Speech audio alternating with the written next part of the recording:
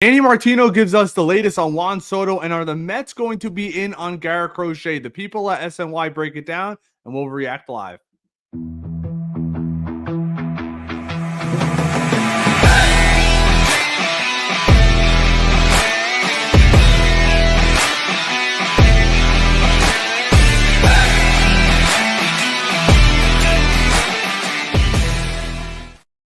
Welcome back to MetCast, everybody. As always, I am Ray, and if you like our content, please like and subscribe to help grow the channel. But let's get right into it. Juan Soto, of course, when is he not the topic of discussion? There's rumors flying around all over MLB that this week is going to be the week when teams finally submit their offer. I just seen a report by Bob Nightingale right before coming on here that the Dodgers are only in on Juan Soto to potentially blow up the price on the Mets or the Yankees, whoever lands him. Also, a lot of talk about the Philadelphia Phillies getting involved. It looks like they're going to be on the outskirts. If anything, it's going to have to be at their price. They're probably another team that's just in it to blow up that price. But I just listened to the guys at SNY, and I want to react to it live on air with you guys. Let's hear what they have to say with the latest on Juan Soto. Here's Andy Martino. Now that you're back with us from staycation, fill us in on the latest with the Soto sweepstakes. Well, I think what Nightingale wrote there is absolutely true. You go to the GM meetings, you hear that other teams are thinking, oh, Mets and Soto. But as you said, Sal, that doesn't mean much other than the Mets are known to have a lot of resources and a lot of ambition. You know what I'll say? As you mentioned, I was on a little staycation, reintroducing myself to my kids after the postseason. I think they like me more after the week, but you'd have to ask them. But I had some time to think about this, and you know, it's still early. I obviously did reporting too before coming on the show, and no offers have been made, no bidding has happened, so there's no favorite. It's too early to say who's the favorite to sign Soto, but there's some real advantages that I think the Mets have that go beyond just money, which we know that they have too. Like, for example, continuity of what they're presenting to Soto. So each team, and I think every team that has a chance to sign Soto is already presented to him. You look at the difference between the Yankees and the Mets, and I do believe it's likely that one of those two teams is going to get Soto. The Mets' leadership cycle, specifically, I mean, Steve Cohen, David Stearns, and Carlos Mendoza are in the beginning. Their team, are at the beginning of that cycle. They're all pretty fresh on the job. They have job security. They're going to be in these jobs. He mentions right there job security. Think about it. Every postseason outside of this past one, because they made it to the World Series, we keep hearing about, is Aaron Boone coming back? Is Aaron Boone the real manager? And then we've heard also Yankee fans been screaming for the past 3 years for Brian Cashman's head because he has been unable to develop any type of farm system when you think about it. Name me a pitcher outside of Luis Severino that he's really developed in the last 20 years. You really can't do it. So a lot of Yankee fans been calling for his head, and there's also been rumors that Brian Cashman might be out the door shortly just because he's been with the organization for such a long period of time. But let's keep listening. For a long time. So what they're telling Soto is likely to be what is the situation with the Mets for a long time to come. You're talking about someone who's going to be now signing up for a decade or more to be somewhere. Whereas with the Yankees, although the Yankees usually, or if not almost always, find a way to be really good or at least really competitive.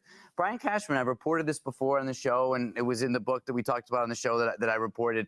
He's possibly going to be looking to move on at some point or transition to another leadership team. I've named Kevin Reese, who currently works in the organization, as a potential successor to Cashman over the next 2 or 3 years. None of this is certain, but that raises questions for the incoming free agent of who's going to be running this team that I signed up for? Is it going to be like it is today? Are the presentations that I'm hearing from these groups going to be what it's going to be like in 4 years, 6 years, 7 years, 8 years? And I think the Mets are in a better position to say what we tell you today is what you're going to experience. So I agree with Andy there on that point. When you think about it, with the New York Mets, Mendoza's new, but he's been obviously last year he proved a ton. He took a team that had no business being where it's at to within 2 games of a World Series. David Stearns is clearly not going anywhere. And a big thing, too, for Soto, if I'm looking long-term, it's not just about if Cashman, Stearns, or Mendoza, Boone. It's who's going to spend money. Both teams are probably going to spend money. So then I look to who's got the better farm system. Is there any other superstars coming through the ranks? And when you look at the Yankees side, we hear about pretty much nobody. The one guy that they have is, his name's escaping my mind, but he hit like 220 last year. The Mets have countless stars coming through their system or potential stars, and those guys could also be moved for bigger pieces. And that's the grand scheme of thing. At the trade deadline, who's got the pieces to either buy a better player or develop another younger player? Because these players are not dumb. At the end of the day, you're not going to be able to buy every single position. So that's where that's my point on that. Now to a player that I think the Mets should absolutely be in on. And I know there's differing opinions throughout MLB. Some people think it's going to cost you your best top 3 prospects.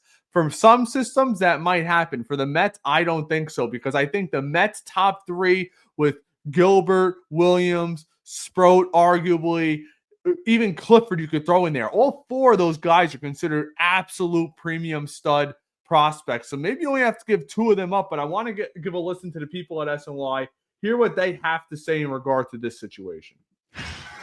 Time for the walk-off. Garrett Crochet is being shot by the White Sox. It would take a haul to get him, but Crochet, at just 25 years of age, has a ridiculous 12.9 Ks per 9. He started 32 games in an all-star season last year for the worst team in baseball history with the White Sox. Andy, are the Mets realistically in on Crochet? I'll be quick. I don't want to eat up Hannah's time. I know you've done a lot of prep for this question. So mean. After I teed you up so nicely. Look, I'm eating up your time now. Yes, You see what I'm actually doing?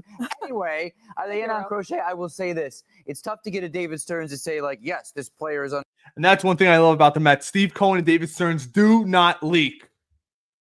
Under control by another team. We're in on him specifically. But I do know that the Mets have been on all levels of the trade discussions, like high-profile players, little trades like Stearns likes to do sometimes. Whereas last year they were still kind of in prospect-hugging mode. This year, to get a guy like Crochet, they're there in those kind of conversations for sure. Whether they're going to be the team that gets him, I don't know, but they're a team to watch on him. The reason that I struggle with these kinds of segments is because we're not talking about the bad players when we're talking about this. We're talking about the good players. And then it's like, do I think the Mets should get Garrett Crochet? Of course. Absolutely. They're not my prospects. I'm not hugging them. That's right.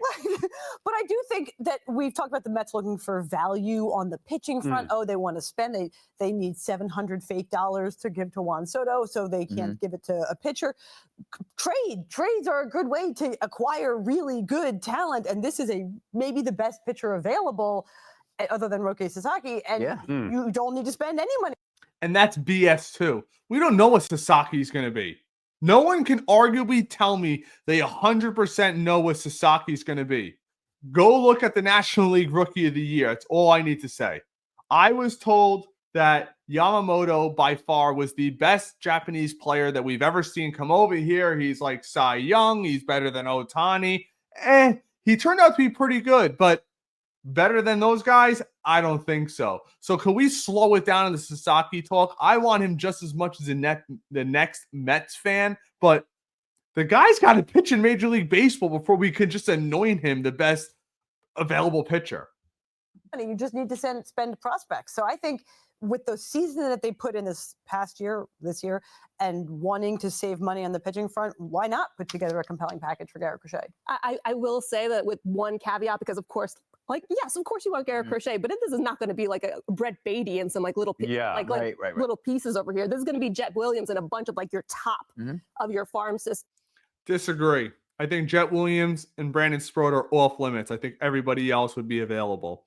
And not to say the other people, I mean, there's a ton of organizations where Ryan Clifford and Drew Gilbert would be number 1 or number 2 prospects in plenty of the farm systems around the league. The Mets have just spent so much time, energy, and resources in building this farm system into what it is today.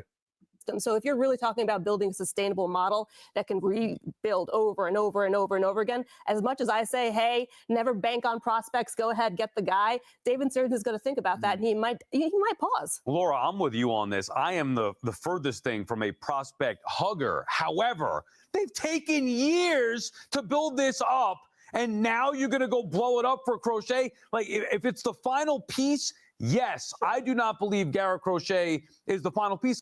But how could you honestly say that, Sal? We were within 2 games of the World Series. Our ace had a 7 ERA practically in the World Series. We had no pitching at all. You're going to have Kodai Senga back this year. You go get Sean Manaea back, and you bring in Crochet. He absolutely could be the final piece. I also want to see how the Mets fill the holes in the infield, potentially center They field. need pitching. I know That's that a they need huge pitching. hole. Understood. You're going to blow it all up for him? Maybe if you That's the gist. Let me know if you think I'm wrong. I absolutely think Garrett Crochet, who's 25 years old, would 100% be worth it. You're telling me next year our top 3 guys, Crochet, Senga, and Manaya, that is a top 7 or 8 rotation easily in MLB. And that's the kind of rotation that will propel this team. You tell me you have Juan Soto in right field and potentially you bring in Crochet and then you add little pieces around. That is 100% a recipe for success in my mind. Maybe I'm just nuts, but I think Juan Soto is going to get paid close to $700 million the more that I hear about it. I think it's going to come from Steve Cohen. I really hope it comes from Steve Cohen. Let me know what you guys think down below. Thank you for hanging out again. And as information comes, we'll bring you more and more content. Don't forget to hit that like and subscribe. And until next time, peace.